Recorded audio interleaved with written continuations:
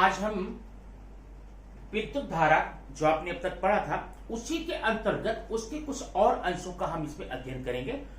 बहुत ही important topic है, point है ओम का नियम, ओम्स लॉ। ओम ने एक नियम बनाया। ओम कौन था? जर्मन वैज्ञानिक, इनका पूरा नाम था जॉर्ज साइमन ओम। इन्होंने एक नियम बनाया और उन्हीं के नाम पर इस नियम का नाम पड़ गया ओम का नियम, ओम्स लॉ। अब एक बात और कंफर्म कर देना चाहता हूं, कहीं कहीं किताबों में जो मैंने ओम लिखा ना, इसको ओहम पढ़ा जाता है, ओहम, और यह है ओम्स लॉ, ओहम्स लॉ। अगर आपकी बुक में नाम ओहम दिया है, ओहम करके लिखना, ओम दिया है तो ओम मोस्टली होना क्या चाहिए, ऐसे यहां पर साइलेंट है। खैर ये तो इंग्लिश के साइलेंट लेटर के विषय है, इस बात में चर्चा करेंगे। तो इन्होंने क्या किया, किसी भी सुचालक में प्रवाहित विद्युत धारा का मान किन चीजों पर डिपेंड करता है उससे संबंधित एक नियम बनाया, और उसी नियम को हम क्या कहते हैं, ओम्स लॉ, ओम का नियम। अब वो नियम क्या है? नियम आप सामने देख सकते हैं कि नियम ये कहता है, ये है नियम आपके सामने, ओम का नियम, ओम्स लॉ क्या कहता है कि अगर कोई चालक आपको दिया जाए, कंडक्टर दिया जाए, और उसकी भौतिक अवस्था स्थिर रखी जाए, इसको आप ध्यान से देख लीजिएगा। एक चालक है, उसकी भौतिक अवस्था, वह लिक्विड है, सॉलिड है, गैसीय है, जो भी अवस्था, ये अवस्थाएं होती है, भौतिक अवस्था होती है, उसको आपको क्या रखना है, स्थिर रखना है, कांस्टेंट रखा जाए।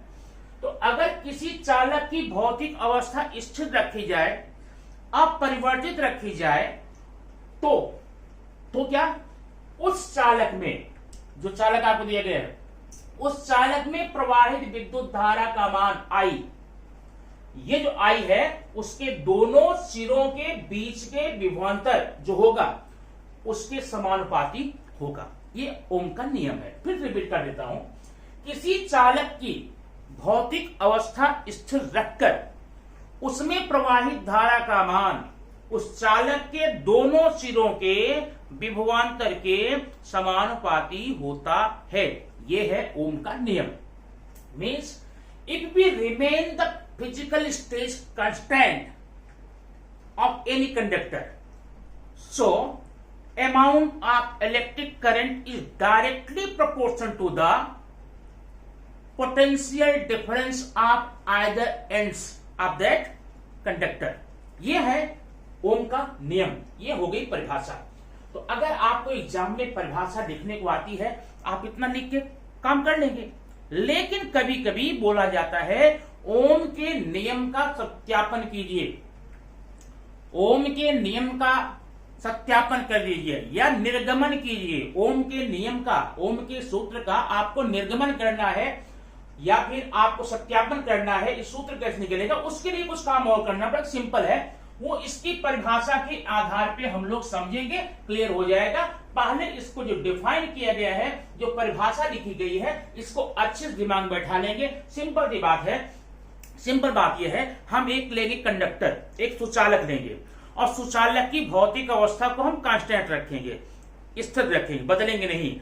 तो उस चालक में जो विद्युत धारा प्रवाहित होगी वो कैसी होगी, कितनी होगी, किस पर डिपेंड करेगी, उस चालक के दोनों सिरों के विभवांतर के समानुपात में होगी। मतलब अगर विभवांतर बढ़ता जाएगा तो धारा का मान बढ़ता जाएगा, विभवांतर घटता जाएगा तो धारा का मान घटता जाएगा। यही है ओम का नियम।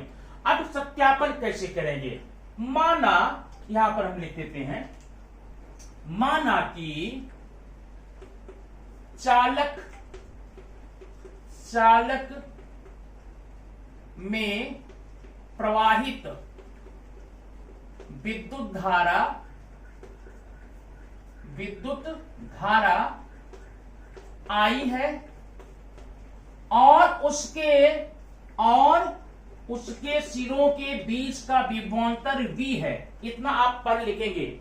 माने एक सुचालक दिया गया है, एक चालक दिया गया है, उसमें प्रवाहित धारा का मान I है, विद्युत इलेक्ट्रिक करंट, और उनके सिरों के बीच का विभवांतर जो है V है। तो ओम्स ने क्या कहा, ये जो प्रवाहित धारा है ये समानुपात में होगी किसके, V के। आई प्रोपोर्शनल टू वी, विद्युत धारा समानुपाते वी। बात समझ में?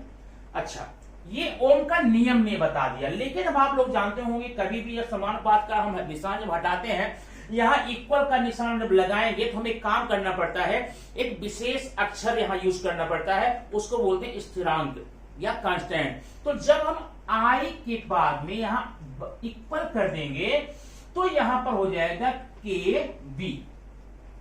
क्या होगा? के बी। के क्या है? के अचरांक है, कांस्टेंट है, यहां आप लिखेंगे के अचरांक है। आप समझ गए होंगे ना, आई समानुपाते बी है तो आई बराबर के बी होगा। के क्या है? अचरांक है, स्थिरांक है, नियतांक है। जब भी आप यहां पर ये प्रोपोर्शनल का निशान हटा करके यहां आप इक्वल करते हैं तो आपको यहां एक अचरांक आता है। ठीक है, अब फिर देखो जरा हम के को यहां पर लेकर आएंगे, ये आई इंटू, जब के को इस साइड में लेकर आ जाएंगे तो ये आप लिख सकते हैं आई अपान के। ठीक है, लेकिन हम इसको लिखेंगे के इंटू 1 अपान के, मतलब वही हुआ आई हो गया, के आपने यहां से लिया है तो क्या हो जाएगा? 1 अपान के इक्वल टू बी। अब ये क्या हो गया? आई बटे के हो गया, आई बटे ये जो सॉरी 1 अपान के जो है वह क्या है? ये है आर। आर क्या है? प्रतिरोध है, यही प्रतिरोध का नियतांक है, ये फिक्स होता है आर का मान। अब ये क्या करेंगे? आई आर बराबर बी, ये आपका बन गया ओम के नियम का सूत्र। इसी के द्वारा आपको कुछ प्रश्न हल करने आते हैं। अब इसको आप देखिए, इस ये इक्वेशन है, एक समीकरण है, सर्वसमीका है, इसमें 3 स्टेप है, 1 2 3, और जिस समीकरण में जितने स्टेप होते हैं पक्षांतर करके उतने नियम बनाए जा सकते हैं। खैर यहां जरूरत नहीं है, आप चाहे कर सकते हैं R equal to V upon I, ऐसा होगा ना, R equal to V upon I equal to V upon R. अगर जरूरत आपको पड़े तो ये पक्षांतर करके यहां पर दिखा सकते हैं, और जरूरत नहीं है तो आपका ये हो जाता है ओम के नियम का सत्यापन हो जाता है, ओम के नियम के सूत्र का निगमन हो जाता है, जिसके द्वारा आप ढेर सारे प्रश्नों को हल कर सकते हैं, लगा सकते हैं। ठीक है, अब ये इसको देख करके अभी हम इसमें आपको कुछ प्रश्नों को हल करके बताएंगे, क्वेश्चन हल करके बताएंगे, वो कैसे इसके क्वेश्चन को हल कर सकते हैं। याद रखना, सूत्र आपको यही याद रखना है, V बराबर आर आई। मैं सीधा कर देता हूं, V बराबर आर आई, ठीक है, या आर आई आर बराबर V, चाहे जैसा यहां लिखिए। तो आप फिर देख लीजिए, अगर किसी सुचालक की भौतिक अवस्था को स्थिर रखा जाए तो उस सुचालक में प्रवाहित विद्युत धारा का मान उस सुचालक के दोनों सिरे के विभवांतर के समानुपाती होता है। यह है नियम, और नियम का सत्यापन क्या? माना कोई चालक है, उसमें प्रवाहित विद्युत धारा I है और उसके सिरों के विभवांतर V है, तो ओम्स के नियमानुसार क्या होगा? I समानुपाते V। तो अब ये I बराबर KV, के क्या है? अचरांक है। तो जब आप के को यहां पक्षांतर करेंगे I बराबर 1/K हो जाएगा, I गुणे 1/K बराबर V। अब 1/K क्या है? यहां लिखा R है, ठीक है ना, ओम का नियतांक। तो यहां पर I इंटू आर बराबर V, ये आपका सूत्र बन गया। अब जरा देखेंगे इससे हम आपके एग्जाम में आने वाले क्वेश्चन को कैसे सॉल्व करेंगे। बहुत सिंपल क्वेश्चन होते हैं, एक या दो एग्जाम्पल हम आपको देकर यहां पर बताते हैं। ये दो क्वेश्चन आपके सामने हैं जो कि ओम के नियम पर आधारित है। ठीक है, ये प्रश्न आपको इस प्रकार से एग्जाम में आएंगे। क्या प्रश्न है? एक सुचालक है, अब यहां मैंने चालक लिखा है, तो वहां पर आपके एग्जाम में बल्ब की कुंडली है, हीटर का तार है, कुछ भी और उपकरण दे सकता है चालक के नाम पर। एक चालक का प्रतिरोध 100 ओम है, ये जो संकेत देख रहे हैं ये ओम का संकेत है। कभी भी जब प्रतिरोध का मान निकालेंगे वहां पर ये लिखेंगे। यदि चालक के दोनों सिरों के प्रतिरोध, ये विभवांतर है, विभवांतर 230 वोल्ट है, तो चालक में प्रवाहित विद्युत धारा का मान ज्ञात करना है। अब आप क्या करेंगे? यहां लिखेंगे R इक्वल टू 100, ठीक है, और B इक्वल टू 230 वोल्ट ठीक है, और आपको आई का मान निकालना है। ये आप यहां ऐसे लिखेंगे। अब लिखना हल, सोल्यूशन। क्या लिखेंगे? सूत्र आपने क्या पढ़ा था? सूत्र क्या पढ़ा था? V बराबर R I, V equal to R I, ये आपका फार्मूला था। ठीक है, अब जहां जहां मान दिया उसका मान रख दीजिए। ये हो गया 230, V की वैल्यू 230 इक्वल टू R की वैल्यू कितनी है? 100 इंटू आई पता नहीं, ये आपका निकल गया। अब निकालना I equal to 230 upon 100।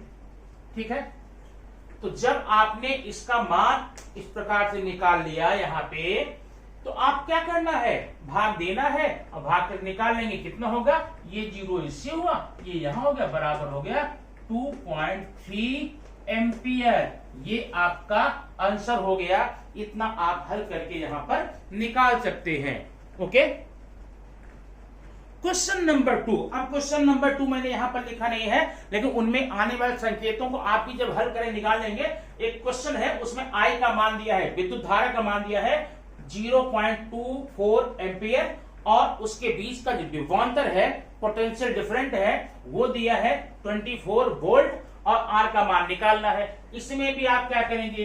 V equal to R I, ये आपका हो गया। यहां लिखना सूत्र है, फार्मूला है, आपने लिख लिया यहां पर। अब जिनका जिनका मान दिया उसका लिख लीजिए। V का मान दिया 24 इक्वल टू, आर का मान नहीं दिया है, आर लिखेंगे यहां पर, इंटू आई की वैल्यू कितनी है? 0.24। ठीक है, अब यहां पर आर इक्वल टू कितना हो जाएगा? 24 अपॉन 0.24। अब आगे जानते हैं, नहीं जानते समझ लीजिए। नीचे 2 अंक पर दशमलव है, ऊपर नहीं है। ये दशमलव हटाने के लिए आप क्या करेंगे? इन दोनों में 100 का मल्टीप्लाई करेंगे। ये करिए, डायरेक्ट लिखिए। तो मल्टीप्लाई करें तो ये हो जाएगा 2400, और ये जब मल्टीप्लाई करेंगे तो हो जाएगा 24। तो ये आपका हो गया 24 1 जा 24, ये 00, तो आंसर आ गया 100। 100 क्या? आर कैसे लिखेंगे? ओ। ये आपका हो गया आंसर। इस प्रकार से ओम के नियम पर आधारित क्वेश्चन को आप आसानी से हल कर सकते हैं। और ये वीडियो का अच्छे से पढ़िए। अगर इससे संबंधित और कोई दिक्कत हो, कमेंट बॉक्स में जाकर बता सकते हैं, लिख सकते हैं, या क्वेश्चन दे सकते हैं। वो क्वेश्चन आपको हल करके मैं सॉल्व करके दे दूंगा। ठीक है, वीडियो कैसा लगा कमेंट करना न भूलें।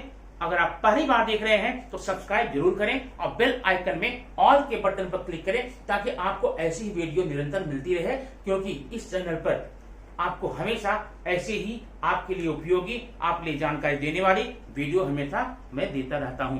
Thank you very much. फिर मिलेंगे नेक्स्ट वीडियो में।